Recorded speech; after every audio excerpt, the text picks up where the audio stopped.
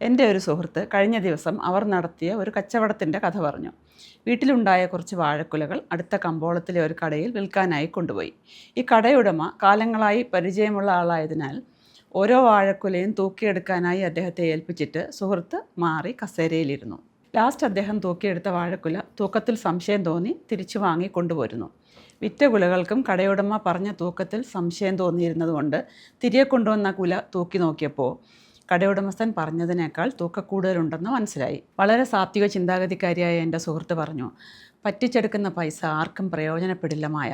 പക്ഷേ ഞാൻ ഉറങ്ങിയിട്ട് 2 ദിവസമായി. കാരണം സാമ്പത്തിക നഷ്ടത്തിനപ്പുറം എന്നെ പറ്റിച്ചു എന്നല്ലേ അയാളുടെ മനസ്സിൽ. എനിക്ക് എന്നോട് തന്നെ പുച്ഛം തോന്നുകയാണ്. കടയിൽ വെച്ച് തന്നെ സംശയം തോന്നിയിരുന്നെങ്കിലും ചലഞ്ച് ചെയ്താൽ എനിക്ക് ആ മനുഷ്യനോട് വിശ്വാസക്കുറവുണ്ടെന്ന് ധരിച്ചാലോ എന്ന് വിചാരിച്ചു. മറ്റൊരാളിൻ്റെ അനുഭവം, അദ്ദേഹം വാടകയ്ക്ക് കൊടുത്ത കടയുടെ വാടക കിട്ടിയിട്ട് 1.5 വർഷത്തോളമായി. പ്രധാന വരുമാന മാർഗം അതായിരുന്നു. വീട്ടിൽ ദാരിദ്ര്യമാണെങ്കിലും ഈ വാടകക്കാർ പറയുന്ന ഓരോ അവധിയും കേട്ട് തിരികെ പോരും. അദ്ദേഹം പറയുന്നത്, ഞാനൊരു പാവമായതുകൊണ്ട് എന്നെ അവർ പറ്റിക്കുകയാണെന്നാണ്. ഈ പാവം മെൻറ്റാലിറ്റി ജീവിതത്തിൽ ഒരുപാട് ദോഷങ്ങളുണ്ടാക്കും.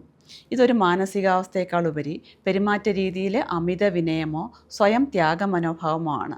സ്വയം ഉണ്ടാക്കിയതോ സമൂഹം കൽപ്പിച്ചു കൊടുത്തതോ ആയ ഈ പാവം സ്റ്റാറ്റസ് അവനവന് അർഹമായ കാര്യങ്ങൾ പോലും ആർജവത്തോടെ ചോദിച്ചു വാങ്ങാനോ അനീതിക്കെതിരെ ശബ്ദമുയർത്താനോ കഴിയാത്ത ഒരു ഇൻവിസിബിൾ ലൈൻ, ഒരു ലക്ഷ്മണരേഖ ഇവർക്ക് ചുറ്റും സൃഷ്ടിച്ചിരിക്കുകയാണ്. ഇതിൻ്റെ ചില ഗുണങ്ങൾ അമിതമായി വാശി പിടിക്കാത്തതുകൊണ്ടും അനാവശ്യ തർക്കങ്ങൾക്കോ കലഹങ്ങൾക്കോ പോകാത്തതുകൊണ്ടും നല്ല ബന്ധങ്ങൾ നിലനിർത്താൻ ഇവർക്ക് സാധിക്കും. വലിയ മാനസിക സംഘർഷങ്ങൾക്കുള്ള സാഹചര്യം ഒഴിവാകും.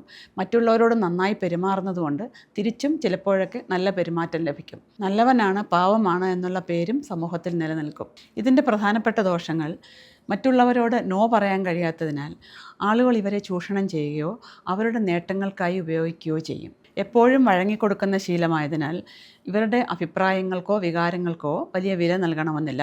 അതുപോലെ മറ്റുള്ളവർ ഇവരെ അമിതമായി നിയന്ത്രിക്കാനും കാരണമാകും. തുടർച്ചയായി പരാജയങ്ങളും പറ്റിക്കപ്പെടലുകളും അവഗണനകളും നേരിടേണ്ടി വരുമ്പോൾ സ്വന്തം കഴിവിൽ വിശ്വാസമില്ലാത്ത ലോ സെൽഫ് എസ്റ്റീം ഉള്ള വ്യക്തിയായി മാറും. ദേഷ്യം പുറത്തു കാണിക്കാത്തതിനാൽ ഇത് മനസ്സിൽ അടിഞ്ഞുകൂടി പിന്നീട് വലിയ മാനസിക പ്രശ്നങ്ങളിലേക്ക് നയിക്കാം. മറ്റുള്ളവർ എന്ത് വിചാരിക്കുമെന്ന ഭയത്താൽ പ്രധാനപ്പെട്ട തീരുമാനങ്ങൾ എടുക്കാൻ മടിക്കുകയും സ്വന്തം ആഗ്രഹങ്ങളെക്കാൾ ഉപരി മറ്റുള്ളവരുടെ താല്പര്യങ്ങൾക്ക് മുൻഗണന കൊടുക്കേണ്ടി വരികയും ചെയ്യും. ഈ മനോഭാവത്തിൽ നിന്ന് മുക്തരാകാൻ കുറച്ച് കാര്യങ്ങൾ ശ്രദ്ധിച്ചാൽ മതിയാകും. സ്വന്തം അഭിപ്രായങ്ങൾ വ്യക്തമായി പറയാനും ആവശ്യമില്ലാത്ത കാര്യങ്ങളോട് കൃത്യമായി നോ പറയാനും ശീലിക്കുക. സ്വന്തം കഴിവിൽ വിശ്വസിക്കുക. പുതിയ കാര്യങ്ങൾ പരീക്ഷിക്കാൻ ഭയപ്പെടാതിരിക്കുക. മറ്റുള്ളവരെ പ്രീണിപ്പിക്കുന്നതിന് പകരം സ്വന്തം വിജയത്തിൽ ശ്രദ്ധ കേന്ദ്രീകരിക്കുക.